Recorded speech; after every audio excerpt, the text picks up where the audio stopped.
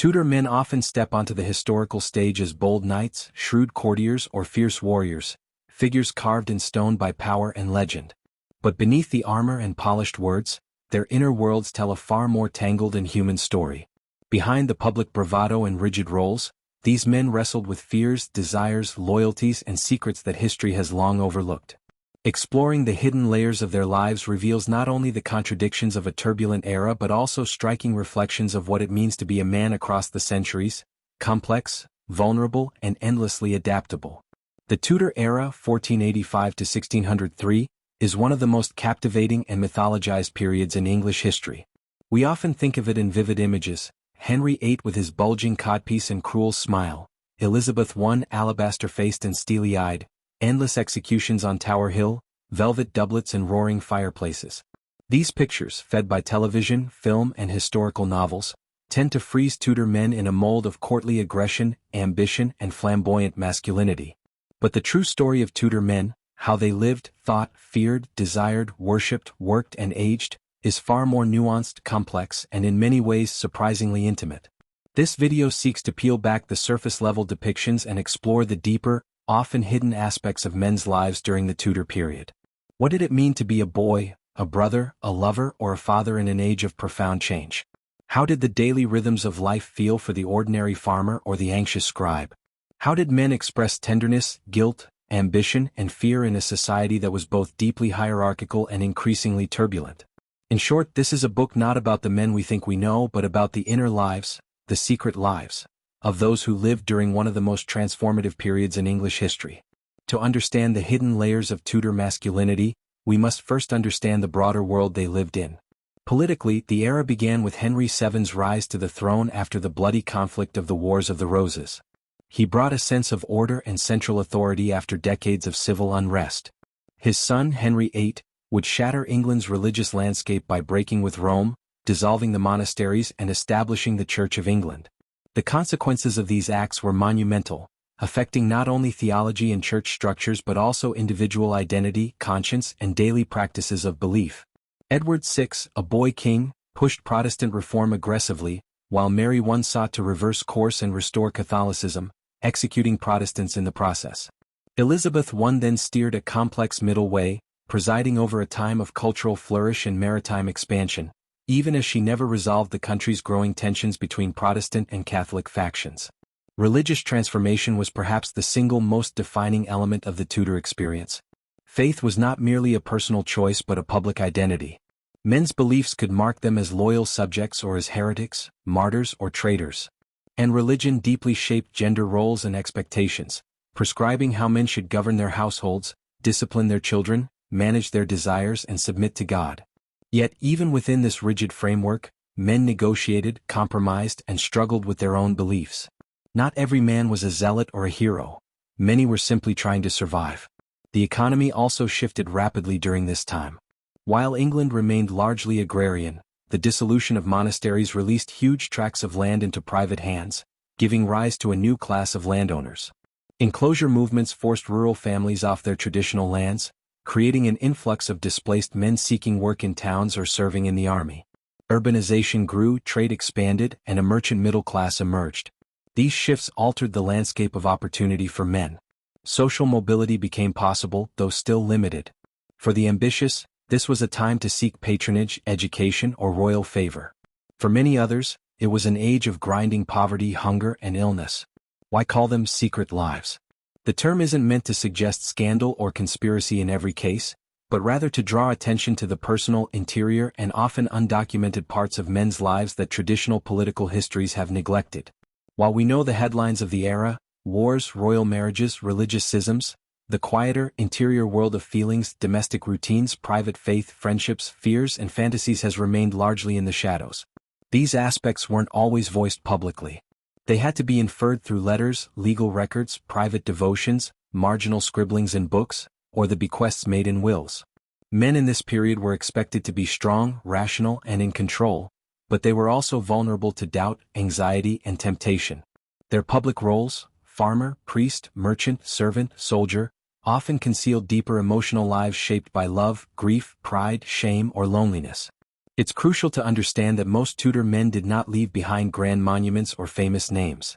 They lived and died without recording their lives in the history books. That is why the sources used to uncover their stories are often fragmentary and indirect. Parish records give us glimpses of births, marriages, deaths, and occasional scoldings or punishments. Court cases reveal men's conflicts with neighbors or transgressions against the law. Wills tell us what men valued at the moment of death, both in terms of property and personal relationships. Household manuals and advice literature preached ideals of manhood, which many men likely fell short of. Letters, when they survive, can offer striking honesty, intimacy, and contradiction. Some of the richest material comes from unexpected places.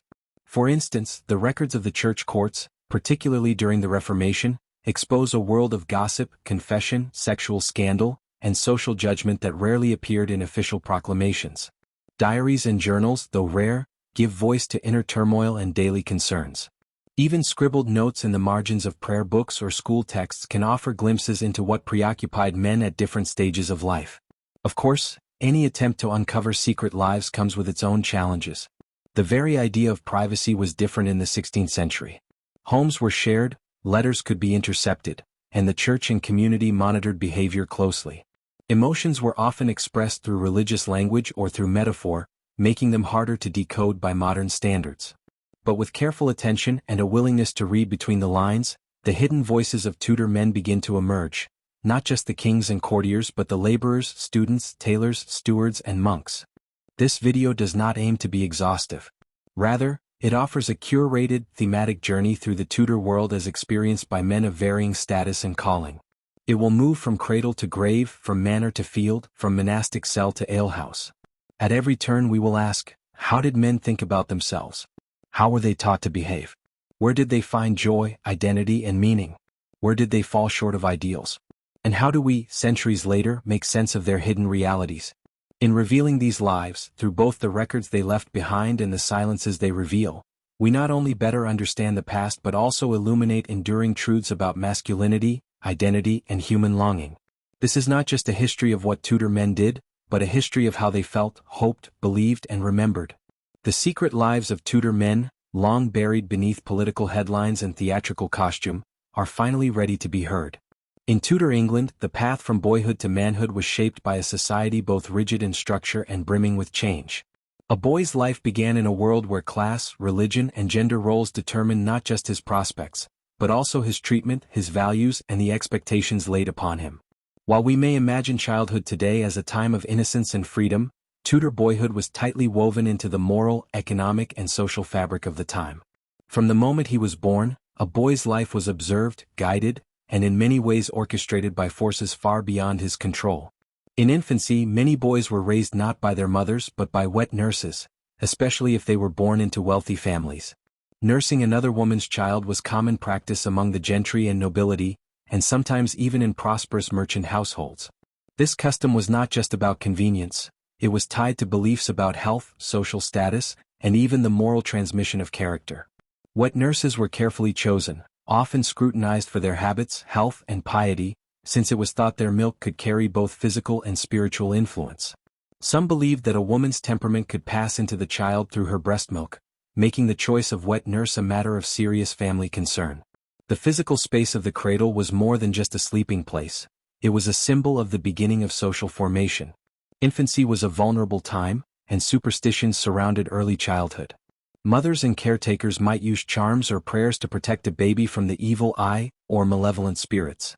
Teething pains and childhood illnesses were not just medical events but moral and spiritual tests. Baptism, administered shortly after birth, was critical not only for religious reasons but because infant mortality was high. Many children died before they could speak their first full sentence. For Tudor people, the soul's salvation began almost at the moment of birth. Gender differentiation emerged early, even if infant boys and girls were dressed similarly at first. For the early years, both sexes wore gowns or smocks that made changing and mobility easier. However, a clear marker of gender distinction came with the ceremony of breeching. This event, usually occurring between the ages of 4 and 7, marked the point when a boy was considered old enough to wear breeches or trousers. This transition was not merely a change in fashion but a significant rite of passage, one that signaled the beginning of a boy's life as a male member of society. Families might celebrate breaching with a small feast or gift, recognizing the moment their son was no longer a toddler but entering the realm of formal instruction and gendered expectation. As boys aged, the structure of education became increasingly important, at least for those whose families could afford it. For many boys, especially in towns and cities, education began at petty schools, where they would learn basic literacy, religious instruction, and numeracy. These schools were often informal and varied greatly in quality. Some were attached to churches. Others were simply run by literate individuals for a small fee. From petty schools, a fortunate few advanced to grammar schools, which were more formal institutions teaching Latin grammar, rhetoric, and classical texts. Latin was not only a practical skill for the clergy or administrators, but also a symbol of intellectual and moral discipline. Education was strict, and corporal punishment was considered essential. Boys were often beaten for laziness, disrespect, or mistakes in their recitations. The rod or birch was used freely, both at home and in the classroom, with the belief that physical discipline instilled obedience and moral strength. Schoolmasters were not just educators, but moral gatekeepers tasked with shaping boys into upright Christian men. Even boys from humble backgrounds were expected to memorize biblical passages, learn catechisms, and internalize the social hierarchies of their world. Education, for those who received it, was not only about academic learning but about preparing boys for their roles in a deeply stratified society. For many urban boys, particularly those not headed for the clergy or university, apprenticeship was the most common path into adulthood. Boys as young as 10 or 12 were bound to a master in a specific trade, tailoring, carpentry, metalwork, or shopkeeping, for a term of 7 years or more. Apprenticeship was both a practical education and a social contract. The master was expected to provide training, lodging, food, and moral oversight, while the apprentice provided labor and loyalty. The apprenticeship system allowed for social mobility, especially in bustling towns like London, York, or Bristol. A successful apprentice might eventually become a journeyman and then a freeman of a guild, with his own business, property, and family. Yet even for boys with limited educational prospects, life was not all work and discipline. Play, though often physical and chaotic, played a key role in socialization. Tudor boys engaged in a range of games, many of which would raise modern eyebrows. Mob football, for instance, was a violent, unregulated form of the game that could involve entire villages and result in injuries or even death. Boys played with dice, practiced archery, wrestled in fields, and participated in seasonal revels and festivals. Such activities were not just diversions. They taught cooperation, competition, and masculine toughness. Archery, in particular, was both sport and obligation. By royal decree, all males were expected to practice it regularly as preparation for military service. How a boy experienced childhood and youth depended heavily on his social class. The son of a nobleman might be sent to another noble household as a page, learning courtly manners, horsemanship, and the intricate codes of honor and diplomacy that defined elite masculinity. He would be trained not just in literature and language, but in swordplay, dancing, and courtly performance. His life was one of constant supervision, etiquette, and the careful cultivation of connections. The noble boy's education was a form of preparation for governance, marriage alliances, and leadership. In contrast, the peasant boy learned through imitation and labor. His classroom was the field, the barn, the cottage. He might be taught how to sow seeds, mend fences, or manage livestock from a very early age. He helped bring in the harvest and was expected to contribute economically to the family as soon as he was physically able. While his education was largely informal, it was no less important to survival. He would learn about the seasons, local customs, and community expectations, often without ever setting foot in a schoolroom. The sons of tradesmen and merchants occupied a middle space. These boys might attend school for a few years before joining the family business or entering an apprenticeship. Their education combined practical commerce, learning to read, keep accounts, and understand weights and measures, with the moral instruction found in popular conduct books. These boys were raised in households that blurred the line between domestic space and workplace, growing up in environments where commerce, piety, and family life intersected. As boys approached puberty, physical and moral expectations intensified. Puberty was recognized through signs like voice changes, hair growth, and the onset of sexual desire. The church took a keen interest in guiding boys through this transitional phase. Sexual morality was central to a boy's spiritual development, and priests were expected to hear their confessions, warn them against self-abuse or fornication, and urge chastity. While female chastity was more openly emphasized in public discourse, Boys were also warned of the dangers of lust and temptation. Conduct literature and sermons addressed young men directly, often casting them as naturally unruly and in need of strong moral guidance. They were advised to avoid taverns, idleness, and bad company, especially those who might tempt them into gambling, theft, or carnal sin. Boys were also encouraged to prepare for their adult roles, as heads of households, masters of apprentices, or loyal servants. The transition into manhood was less about biological maturity and more about the assumption of social and moral responsibility. A boy was expected to become a man not simply when he was old enough, but when he behaved with enough restraint, productivity, and godliness. Religious life, community rituals, and seasonal customs all played roles in reinforcing the values deemed appropriate for youth.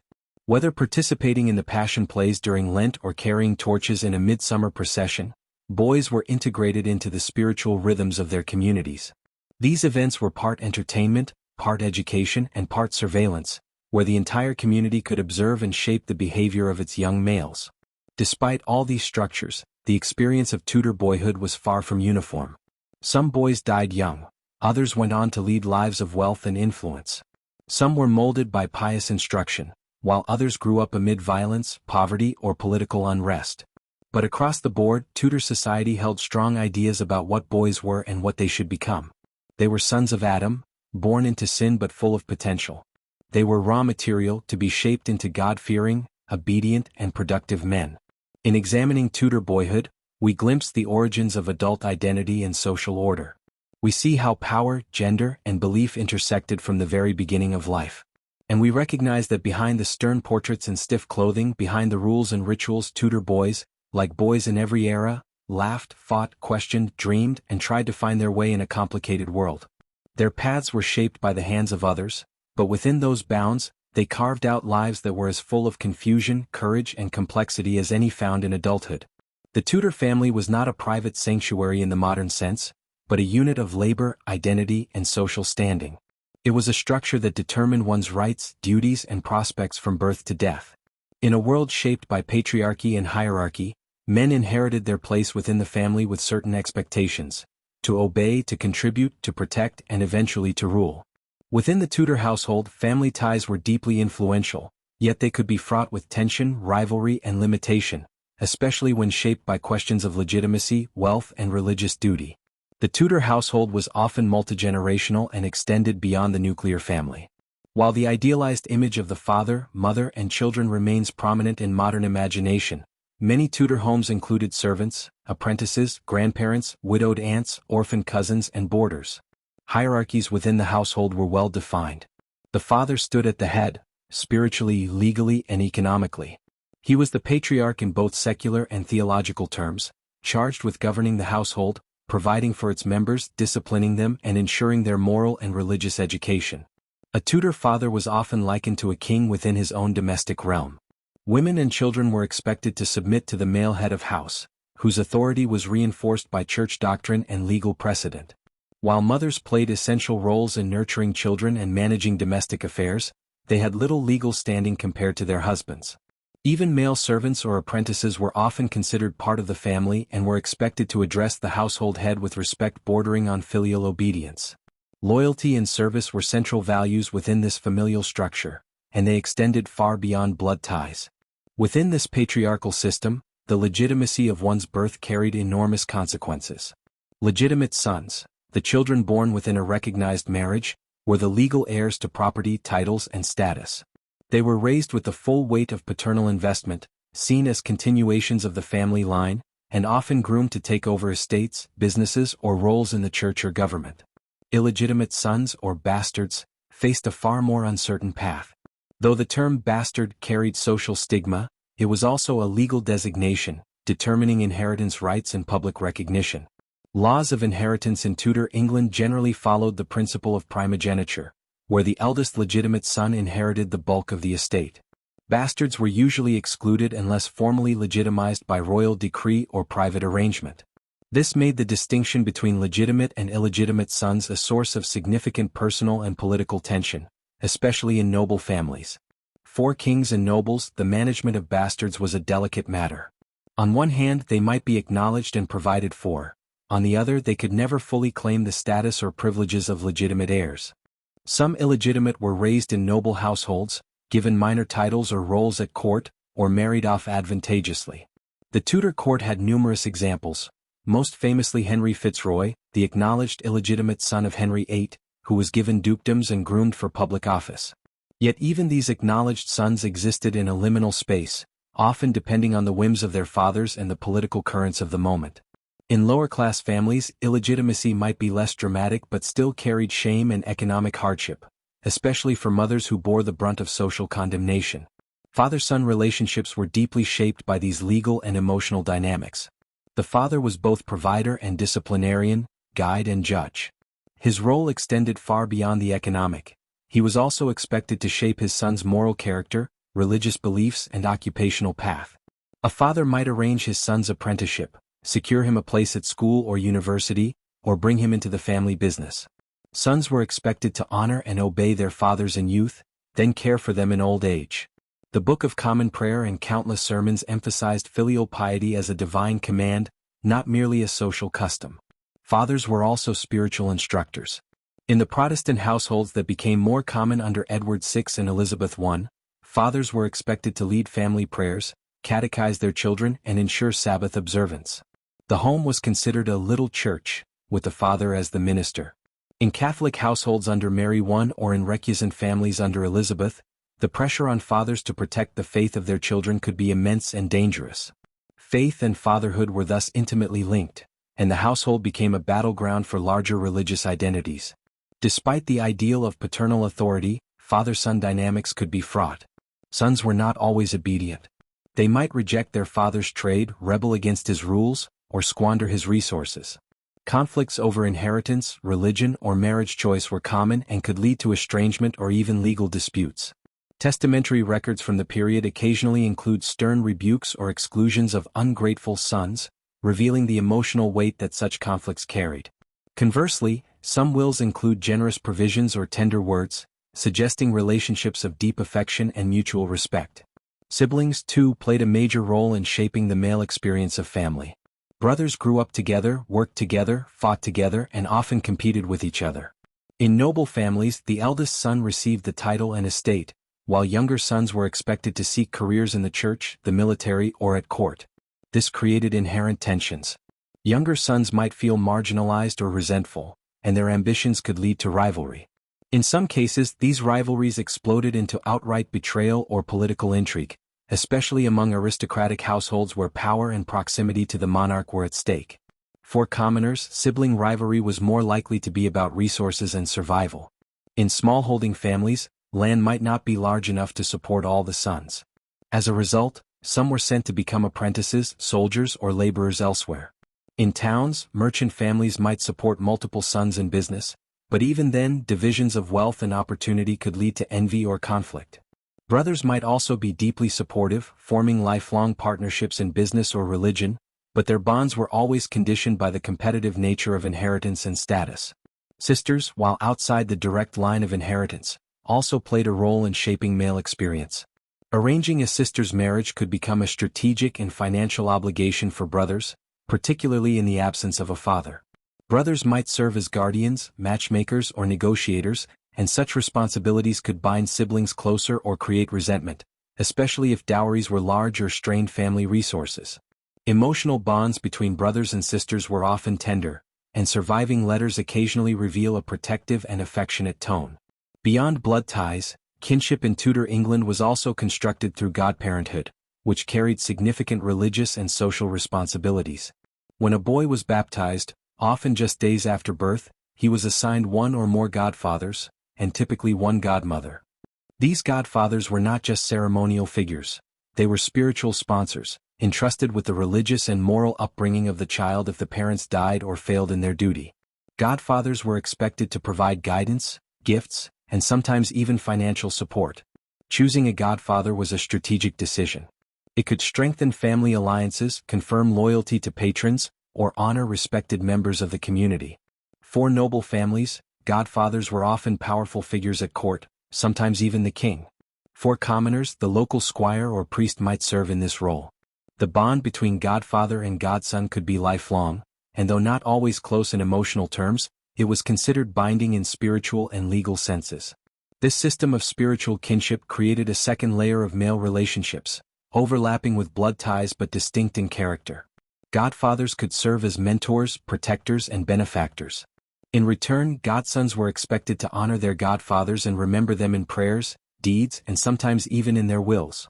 In a society where mortality was high and life precarious, godparenthood was a way of creating additional lines of support and moral obligation beyond the nuclear family.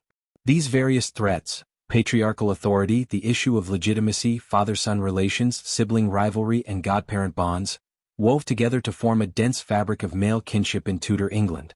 Yet it would be a mistake to imagine this world as purely cold or legalistic. Affection, loyalty, pride, and grief were all present. Fathers mourned sons lost to plague or war. Brothers fought fiercely, then reconciled. Godfathers risked wealth or reputation to defend their godsons.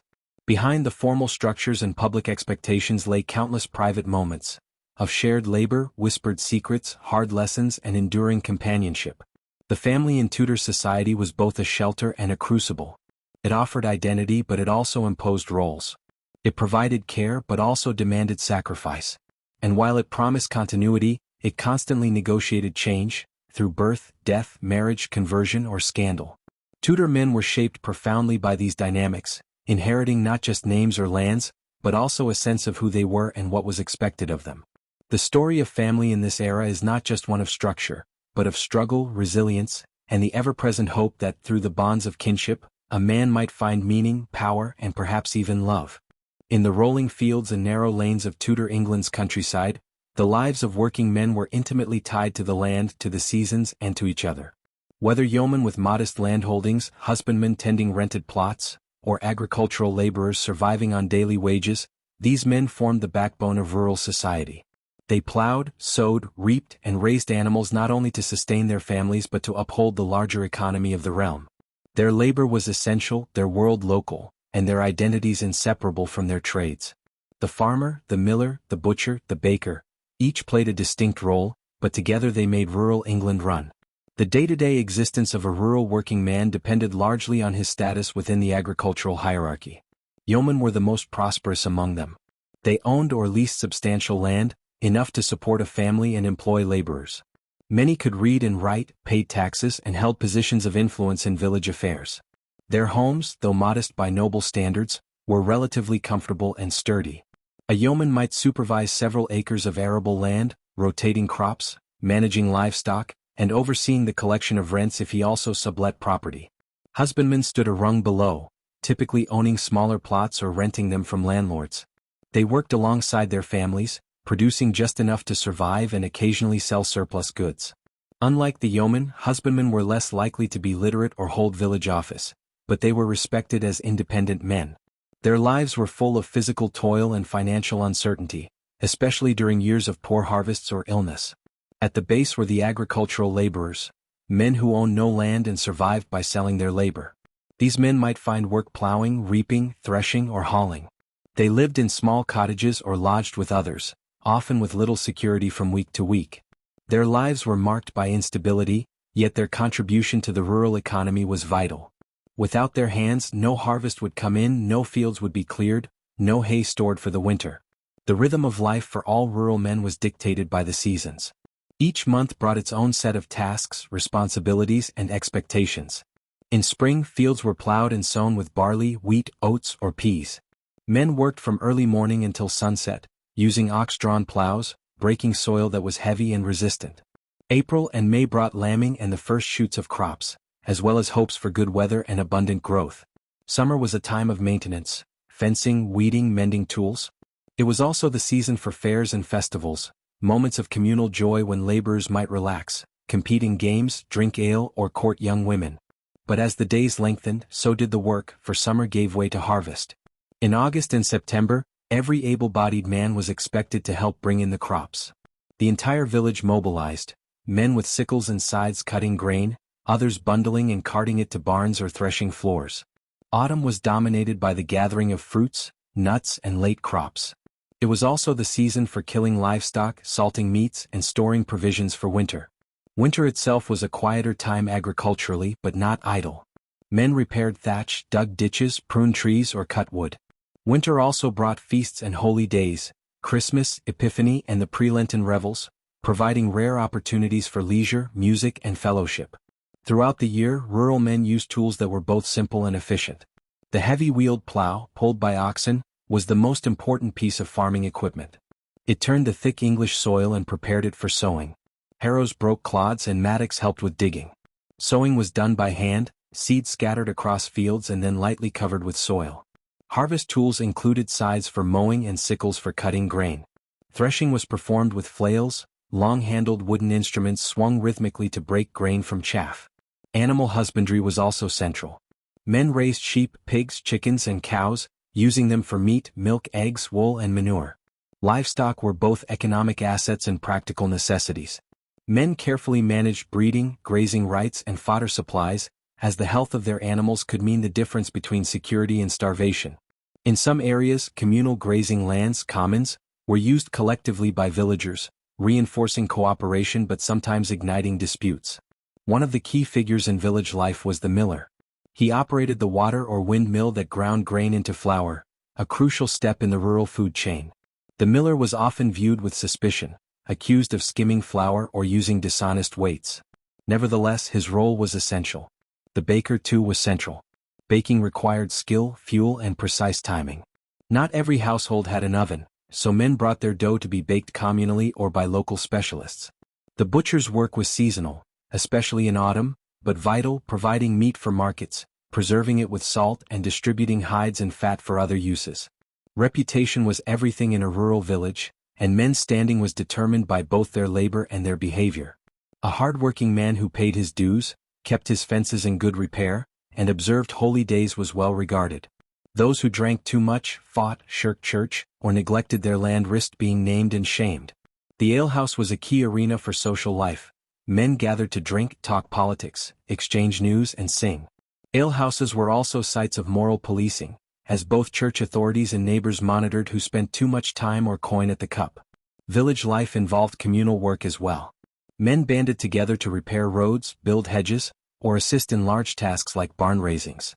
These events were moments of solidarity, but also opportunities to assert social order. Men were judged not only on their skills but on their willingness to cooperate. Refusing to help a neighbor or failing to show up for community labor marked a man as selfish or unreliable. This informal policing helped reinforce mutual obligation and collective identity.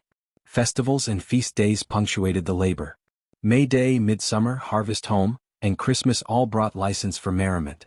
Men dressed in garlands, performed mumming plays, and competed in archery or wrestling. These events blurred the lines of class and status, temporarily at least, and allowed for a release of tension built up during the year. Church alish, community meals, and dancing strengthened village cohesion. Yet these were also moments when old rivalries could surface, fueled by drink and pride. Tensions between working men and the gentry were a persistent undercurrent in rural life. Gentry landowners, some resident, others absentee, controlled much of the farmland. Their interests were often at odds with those of peasants.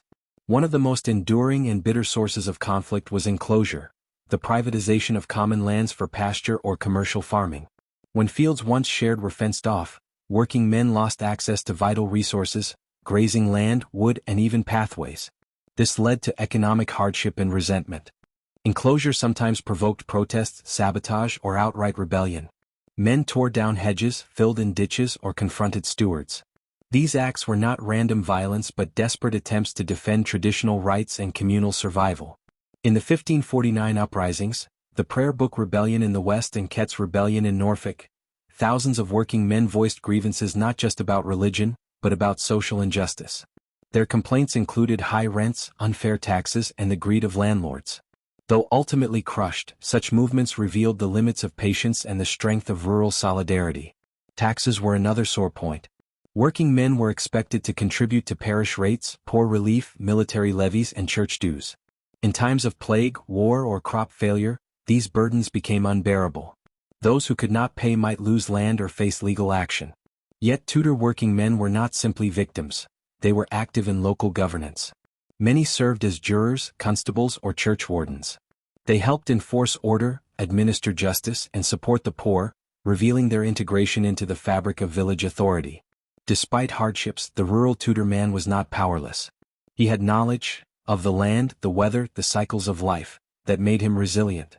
He was bound to others by kinship, labor, and custom. His life was shaped by constraint, but also by pride in his work, loyalty to his community, and a belief in the value of his role. Whether tending sheep on a frost-covered hillside, threshing wheat under a summer sun, or drinking beside a fire after the harvest, he was part of a world that depended on his hands. In this way, the farmer, the miller, the butcher, and the baker were more than their trades. They were men whose labor fed the nation, whose customs preserved the past, and whose struggles hinted at the future. Their stories are not recorded in great chronicles, but they echo in the furrows they plowed and the bread they baked. Through their lives, we glimpse the heart of Tudor England, not in the courts of kings, but in the fields and villages where ordinary men did extraordinary work every day. In Tudor England, the towns and cities were vibrant centers of economic activity and social transformation. The period witnessed the emergence of a middling sort, a class of merchants, clerks, and guildsmen who played pivotal roles in shaping urban life. Their daily experiences, professional responsibilities, and domestic arrangements offer a window into the complexities of urban existence during this era. The rise of the middling sort was closely tied to economic expansion. As trade flourished and industries grew, opportunities for wealth accumulation increased. This burgeoning class found its place between the traditional aristocracy and the laboring poor, often engaging in commerce, administration, or skilled trades. Their influence extended beyond economics, as they began to assert themselves in civic matters and local governance. Guilds were central to urban economic and social life. These associations of craftsmen and merchants regulated trade practices, maintained quality standards, and provided mutual support for their members. Beyond their economic functions, guilds also undertook civic duties, such as maintaining infrastructure, supporting charitable causes, and organizing communal events. Their involvement in public affairs underscored the interconnectedness of economic and civic responsibilities in Tudor towns. Clerks and scriveners were indispensable in the administration of towns. Their literacy and proficiency in record-keeping ensured the smooth operation of legal and commercial transactions. They drafted contracts, maintained municipal records, and facilitated communication between different sectors of society. Their roles required not only technical skills but also a deep understanding of legal and bureaucratic systems. Merchants were the lifeblood of Tudor urban economies. Engaging in both domestic and international trade, they facilitated the exchange of goods and ideas. London, in particular, emerged as a significant trading hub, with merchants dealing in commodities like wool, cloth, and spices. The city's strategic location and the establishment of trading posts, such as the Steelyard, bolstered its commercial prominence. Interactions with entities like the Hanseatic League further integrated English merchants into broader European trade networks.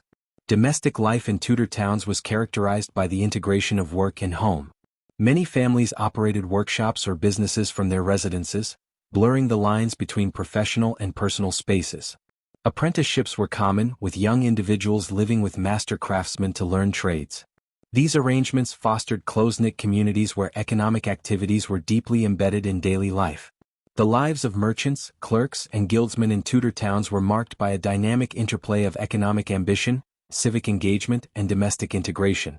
Their contributions not only propelled urban growth but also laid the foundations for the evolving social structures of early modern England. In Tudor England, the idea of service permeated every layer of society, shaping not just labor and loyalty but personal identity and masculinity. To be in service was not merely to work, it was to occupy a structured position in a hierarchy of obligation, often in the house of someone wealthier, more powerful, or more noble. It was a way to learn, to rise, to survive, and occasionally to rule. From the lowliest page to the most trusted steward, from the flamboyant courtier to the hardened man-at-arms, service was the principal route by which a man without land or title could make something of himself. The roles men held within the domestic and military structures of the realm, especially in noble households, were rich with tradition, opportunity, and risk. For young boys of gentle birth, the path of advancement typically began with placement in the household of a more powerful noble. This was not merely educational but formative, teaching a boy how to behave in elite society, and giving him a first-hand understanding of duty, etiquette, and martial skill. The first formal step was the role of page. Usually taken up around the age of 7 or 8, a page performed low-level, often menial tasks, serving at table, running messages, attending to clothing or armor. Yet these duties were not considered degrading. On the contrary, they were designed to instill humility, discipline, and familiarity with noble custom. More importantly, pages were constant observers of courtly conduct, absorbing the behaviors, values, and expectations of their superiors. As he matured, typically around age 14, a page might be promoted to squire. The squire trained more seriously in martial arts, accompanied his lord on hunts or into battle, and served as a personal assistant in all matters. A squire was still a servant but an elevated one, often given more responsibility including managing arms and horses. He learned tactics, weapon care, and the codes of chivalry. His education in knightly virtues was not only physical but moral and rhetorical. He was expected to demonstrate honor, loyalty, and courage, but also grace, eloquence, and discretion. In some cases, a squire would eventually be knighted himself, either after an act of battlefield valor or as a ceremonial reward for years of faithful service. This pathway, while traditional, was never guaranteed. Many squires served their entire lives without elevation. The great households where such service occurred were vast, hierarchical, and teeming with specialized male roles. Below the martial track ran parallel service ladders in domestic management. Stewards held immense authority, managing estates, supervising servants, handling finances, and representing their lords in legal or administrative matters. A steward needed to be shrewd, literate, and loyal. He often held the keys to the household coffers and coordinated the labor of dozens, even hundreds of people. Under him were clerks, chamberlains, and bailiffs, each performing critical tasks that kept the household running smoothly. Cooks and kitchen boys formed their own subculture of service. The kitchen was a high-pressure environment requiring skill, speed, and precision, especially in noble houses where banquets could involve multiple courses and elaborate displays. Cooks had to balance frugality with flair, sourcing ingredients, managing fires, and meeting the tastes of both master and guests. Falconers cared for the hunting birds prized by the nobility, requiring expertise in animal handling, training, and breeding.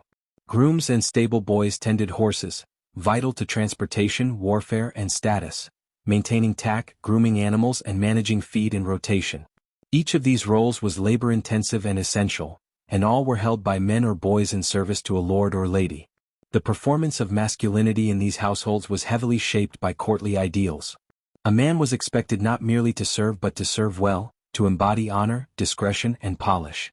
At court, this meant learning the arts of conversation, dancing, poetry, and etiquette, while still maintaining a readiness for violence or martial display.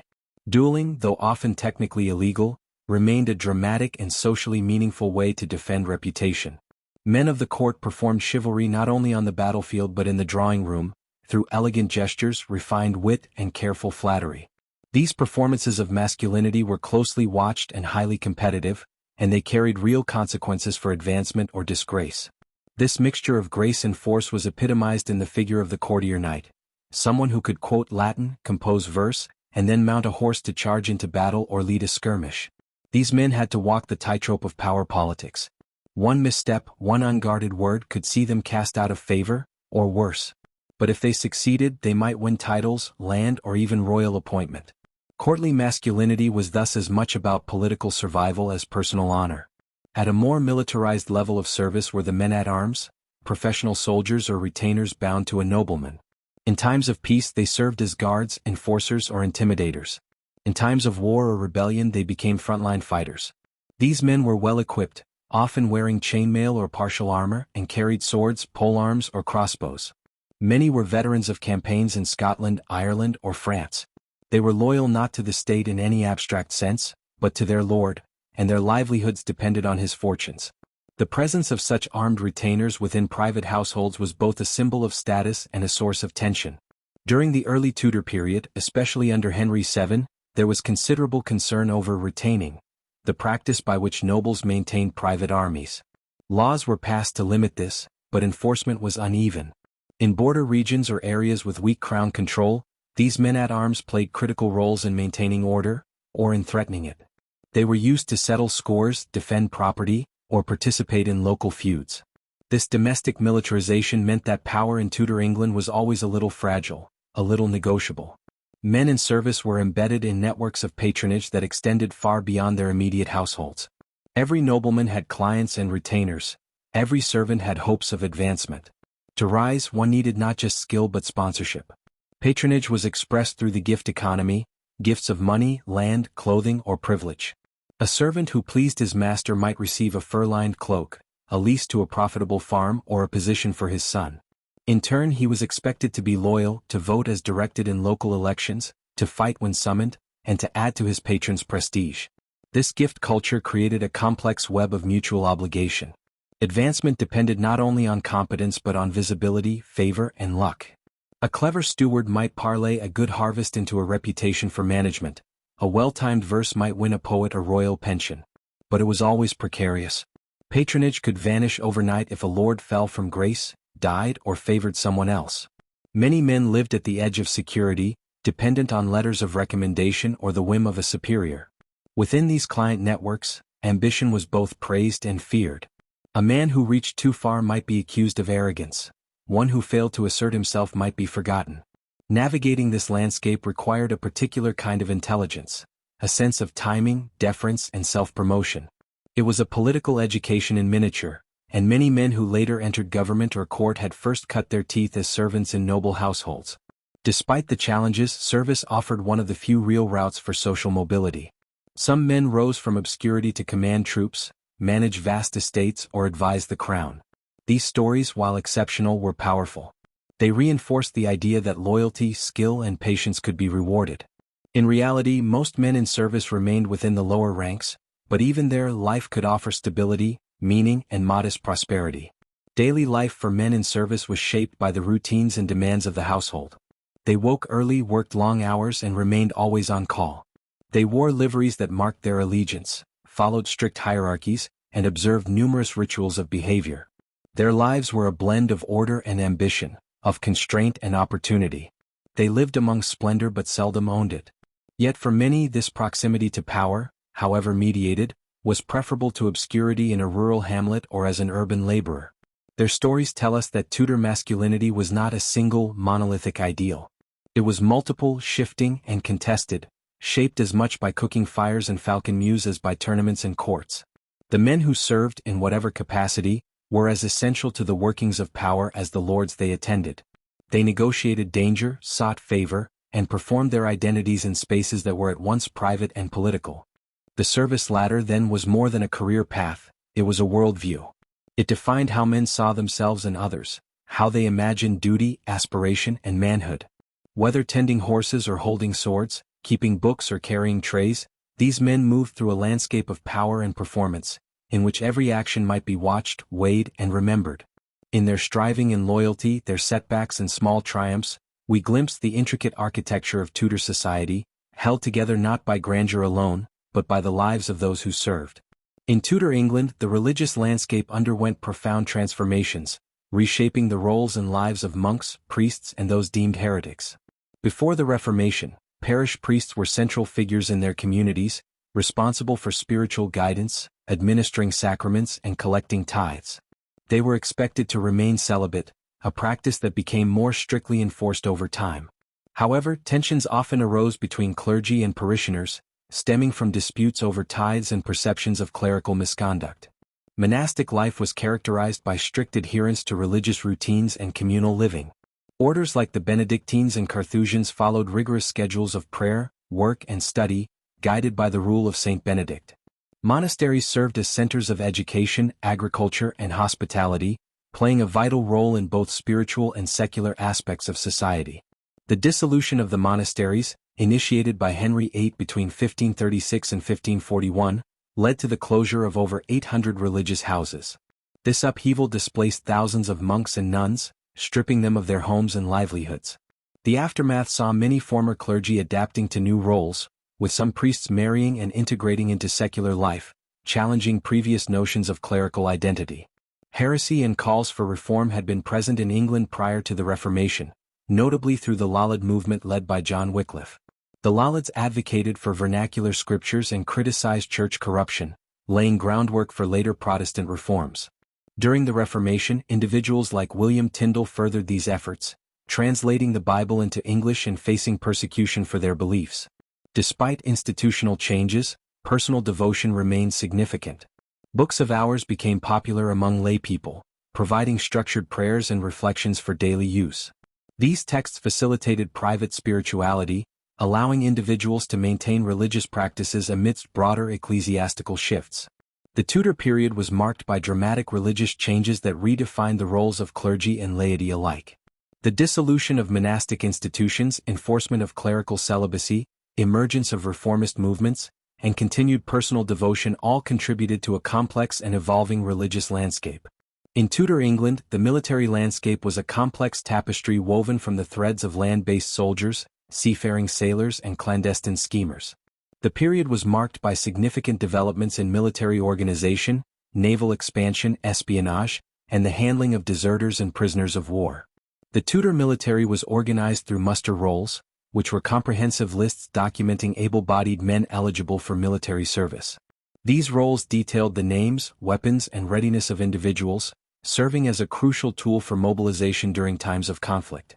The introduction of firearms such as arquebus began to supplement traditional weaponry like the longbow, signaling a shift in military tactics and equipment. Life on campaign was arduous and fraught with challenges. Soldiers faced harsh conditions including inadequate food supplies, exposure to the elements, and the constant threat of injury or disease.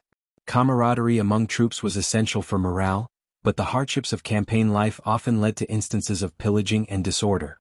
The Navy underwent significant growth under Henry VIII, transforming from a modest fleet into a formidable maritime force. The Anthony Roll, a detailed inventory of the Tudor Navy, illustrates the expansion and sophistication of naval capabilities during this period. Life aboard ship was challenging. Sailors contended with cramped quarters, limited provisions, and the ever-present dangers of the sea. Impressment or forced recruitment was a common practice to staff ships, often leading to resentment and desertion among pressed men. Espionage became a critical component of national security, particularly under Elizabeth I. Spymasters like Sir Francis Walsingham developed extensive networks of informants and agents to uncover plots and gather intelligence. These networks were instrumental in thwarting threats such as the Babington Plot and the Spanish Armada, showcasing the importance of intelligence in safeguarding the realm. Desertion and the handling of prisoners of war presented ongoing challenges. Deserters faced severe punishments, including execution, as a deterrent to others. Reintegration into society was difficult for those who had abandoned their posts, as they were often stigmatized and faced legal repercussions. Prisoners of war were sometimes exchanged or ransomed, but their treatment varied depending on the circumstances and the policies of the captors. Overall, the Tudor period was characterized by significant military and naval advancements, the strategic use of espionage, and evolving approaches to discipline and justice within the armed forces. These developments laid the groundwork for England's emergence as a major military power in the subsequent centuries. In Tudor England, the court and capital served as the epicenters of power, culture, and social dynamics. The court was a place where favor and jealousy intertwined, with courtiers vying for the monarch's attention through displays of wit, fashion, and literary prowess. Fashion was not merely about aesthetics, it was a statement of status and allegiance, often influenced by foreign styles introduced by figures like Catherine of Aragon and Anne Boleyn. Literary wit was equally valued, with courtiers engaging in poetry and prose to showcase their intellect and charm. The ideal gentleman of the period was a blend of martial skill and scholarly knowledge. Influenced by Renaissance ideals, he was expected to be proficient in swordsmanship, well-versed in Greek and Latin, and exhibit restraint and courtesy in his demeanor. This balance of physical prowess and intellectual refinement was seen as the pinnacle of male virtue. Beyond the polished veneer of courtly life, the streets of London teemed with a vibrant and often dangerous underworld. Cut purses, highwaymen, bear baiters, and con men thrived in the shadows, preying on the unsuspecting. These criminals were both feared and in some cases romanticized, their exploits capturing the public's imagination. The justice system of the time was harsh and public. Punishments such as stocks, branding, and hanging were common, serving both as retribution and deterrent. Public executions were spectacles, drawing large crowds and reinforcing the consequences of transgression. Pardons were rare and often influenced by one's social standing or connections. Surveillance and rumor played significant roles in maintaining social order. Gossip acted as an informal means of social control, with individuals monitoring each other's behavior and reporting deviations from accepted norms. Men often served as informants and watchers, feeding information to authorities and ensuring compliance within communities. Tudor society was a complex tapestry of ambition, artistry, crime, and control. The interplay between courtly elegance and urban grit defined an era where appearances were paramount, and the boundaries between virtue and vice were constantly negotiated. In Tudor England, the intricacies of male relationships, courtship, and societal norms surrounding love and sexuality were deeply influenced by the prevailing cultural, religious, and legal frameworks of the time. Male friendships often exhibited a depth of emotional intimacy that, by today's standards, might be misconstrued. These bonds were frequently expressed through heartfelt letters, wherein men articulated their affection and loyalty to one another. Such expressions were not only socially acceptable but were also celebrated as embodiments of virtuous companionship. The classical ideals of friendship, rooted in ancient philosophies, underscored these relationships, emphasizing mutual respect, shared values, and emotional support. Courtship and marriage were pivotal institutions in Tudor society, serving both personal and economic purposes. Marriages were often arranged or negotiated, with families playing a significant role in selecting suitable partners. The process of courtship involved a series of formal steps, including the exchange of gifts and the negotiation of dowries, which were financial or material assets provided by the bride's family. These dowries were not merely symbolic. They were crucial in securing alliances and ensuring the financial stability of the new household. The betrothal, a formal agreement to marry, was considered legally binding, and its dissolution could lead to social and legal repercussions. The consummation of marriage was not only a personal milestone but also a societal expectation, solidifying the union in the eyes of both the community and the church. Masculinity in Tudor England was characterized by a complex interplay of expectations and anxieties. Men were anticipated to exhibit strength, restraint, and moral integrity. Advice literature of the period often provided guidance on sexual conduct, emphasizing the importance of moderation and the dangers of excessive indulgence. These texts reflected broader societal concerns about the regulation of male behavior, particularly in relation to sexuality. The performance of masculinity was not solely about physical prowess but also encompassed intellectual and moral dimensions. Adultery and the existence of brothels, known as stews, presented challenges to the moral fabric of Tudor society. While both men and women could be accused of adultery, the consequences were often more severe for women, reflecting the gendered double standards of the time. Brothels operated openly in certain areas, and their regulation was a contentious issue, balancing moral concerns with economic realities. Punishments for sexual transgressions varied, ranging from public shaming to more severe penalties, depending on the individuals involved and the specific circumstances. Homosexuality, referred to in legal terms as sodomy, was criminalized in Tudor England, particularly following the enactment of the Buggery Act in 1533. This legislation marked a shift from ecclesiastical to secular jurisdiction over such matters, leading to increased prosecutions and severe punishments, including execution. Despite the risks, same-sex relationships persisted, often conducted in secrecy. The legal and social ramifications of being accused of sodomy were profound, leading to social ostracism and, in many cases, death. The enforcement of these laws reflected broader societal efforts to regulate morality and reinforce heteronormative standards. The landscape of love, sex, and secrecy in Tudor England was shaped by a confluence of personal desires, societal expectations, and legal constraints. Male friendships thrived within accepted norms, while courtship and marriage were deeply entwined with familial and economic considerations. Masculinity was a construct laden with expectations, and deviations from prescribed behaviors, particularly in matters of sexuality, were met with harsh repercussions. The period's complex attitudes toward love and sexuality continue to offer insights into the historical underpinnings of contemporary social norms. In Tudor England, death was not merely an end but a complex transition steeped in ritual, belief, and social significance. The approach to death involved carefully prescribed ceremonies designed to ensure a smooth passage for the soul and to affirm the deceased's status and legacy within the community. The deathbed was a focal point, where family members gathered to witness the final moments, offer comfort, and participate in spiritual rites. Last rites, administered by a priest, were crucial. They involved confession, absolution, and the giving of the Eucharist, all intended to prepare the soul for the afterlife and mitigate the fear of divine judgment. These moments were laden with religious meaning, underscoring the era's preoccupation with salvation and eternal fate. Wills played an essential role in the Tudor death ritual landscape, acting as documents that extended masculine identity beyond the grave. Men used wills not only to distribute their worldly possessions but also to assert social status, reinforce family ties and perpetuate spiritual legacies. The careful bequests to family members, servants, and religious institutions reflected the deceased's values and ambitions. Many men endowed prayers for their souls, donations to churches or commissions of masses, revealing a deep concern with spiritual well-being after death. Patronage, both material and symbolic, was a key theme. Men sought to be remembered as generous and pious, reinforcing their social networks and reputations through their final acts of charity or gift-giving. Epitaphs and tombs further exemplified how Tudor men wanted to be remembered. Tombs were often elaborate, designed to project power, virtue, and piety. Inscriptions on epitaphs celebrated achievements, lineage, and moral qualities. These memorials served not only as personal commemorations but also as public declarations of status and identity. The imagery and language chosen reflected contemporary ideals of masculinity, often emphasizing bravery, loyalty, wisdom, or learnedness.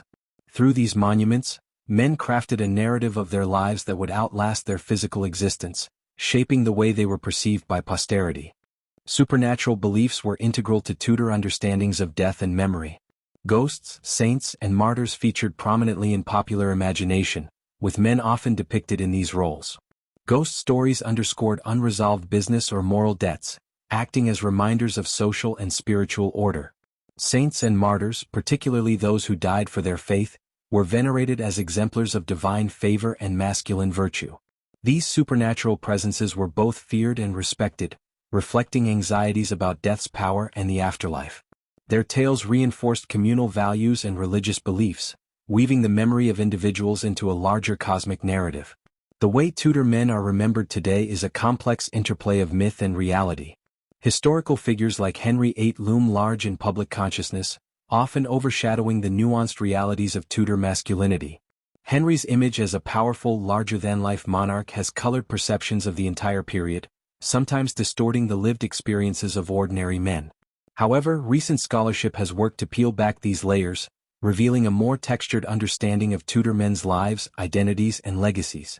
New research draws on a wealth of primary sources, from wills and court records to personal letters and material culture, to challenge simplistic narratives and highlight the diversity of male experience in Tudor England. The death rituals, wills, memorials, and supernatural beliefs of Tudor men offer profound insights into how they negotiated identity, memory, and legacy. These practices reflected a society deeply concerned with the afterlife, social order, and the perpetuation of masculine honor. Today's historical reassessments continue to enrich our understanding, bringing to light the intricate ways in which Tudor men confronted mortality and sought to be remembered. Tudor masculinity was a complex and often contradictory phenomenon shaped by a society in the midst of profound religious, political, and social upheaval. At first glance, the men of this era might appear as straightforward figures: warriors, courtiers, farmers, or merchants, each seemingly fitting neatly into prescribed roles and expectations. Yet beneath these outward appearances lay intricate inner lives marked by tensions and fluid identities. These contradictions challenge modern assumptions about masculinity as a fixed or uniform concept, revealing instead a dynamic and multifaceted experience shaped by circumstance, belief, and personal agency. One of the key contradictions in Tudor masculinity was the constant balancing act between public performance and private reality.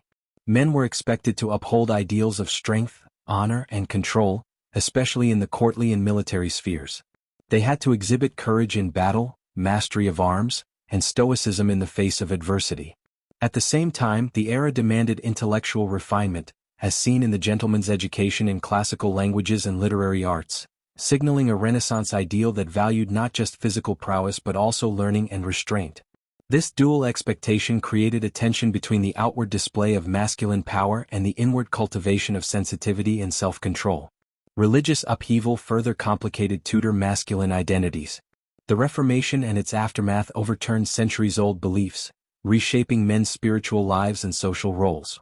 Priests who once took vows of celibacy married, monks became laymen, and new Protestant ideals emphasized personal engagement with Scripture and faith. These shifts unsettled traditional sources of masculine authority, such as the Church, forcing men to navigate uncertain ground where old certainties no longer applied. At the same time, religious affiliation could be a source of division, as faith became a marker of loyalty or dissent, especially during times of persecution and political conflict. The fluidity of religious identity meant that Tudor men often had to adapt or conceal their true beliefs, living secret lives that belied their public personas. This fluidity extended beyond religion into the wider social and political fabric of Tudor England. The rise of new economic classes, urbanization, and increased social mobility blurred old hierarchies. Men moved between roles, as sons, husbands, servants, or patrons, sometimes simultaneously inhabiting contradictory identities. The courtier might also be a soldier or a poet. The merchant could be a civic leader and a family man, the outlaw a folk hero or a social threat. Such multiplicity highlights the elasticity of masculine roles and the ways men negotiated their positions within shifting structures of power and expectation. The secret lives of Tudor men, therefore, reveal a deeply human story of adaptability, resilience, and complexity. Letters and diaries expose emotional depths and intimate friendships that transcend the often stoic public image. Confessions and court records uncover anxieties about sexuality, honor, and reputation. Personal writings reveal the hopes, fears, and contradictions of men caught between the demands of tradition and the realities of change. This nuanced picture challenges the simplistic stereotypes of Tudor men as mere embodiments of violence or authority and invites us to see them as individuals wrestling with the same questions of identity and meaning that resonate today. Reflecting on these secret lives offers valuable insights for understanding masculinity in the present. Just as Tudor men navigated competing pressures, from public expectations to private desires, from social norms to personal beliefs, modern men also live in a world where identity is multifaceted and often contradictory. The notion that there is a single, unchanging definition of what it means to be a man is as illusory now as it was then. Instead, both past and present masculinities are best understood as fluid, contingent, and deeply influenced by historical and cultural context. Moreover, the Tudor experience underscores the importance of acknowledging vulnerability and complexity within masculine identities. The emotional intimacy seen in male friendships, the anxieties around sexual conduct, and the negotiations of power and honor reveal that masculinity is not solely about dominance or control but also about connection, self-reflection, and moral struggle. Recognizing this complexity allows for a more inclusive and empathetic view of men's lives, past and present. The study of Tudor men's secret lives encourages us to question how history shapes contemporary ideas about gender. The myths and legends that surround iconic figures like Henry VIII have long overshadowed the diverse realities of ordinary men. Uncovering the hidden facets of their lives not only enriches our historical understanding but also challenges the narratives that limit how masculinity is defined and performed today. By looking back with nuance and openness, we can foster a broader conversation about identity, power, and humanity that honors both the struggles and strengths of men across time. The inner world of Tudor men was marked by contradiction, fluidity, and depth. Far from being monolithic symbols of authority or violence, they were individuals engaged in ongoing negotiations of selfhood amid turbulent change. Their secret lives remind us that masculinity has always been and continues to be a complex and evolving experience, one that reflects the human condition in all its richness and ambiguity.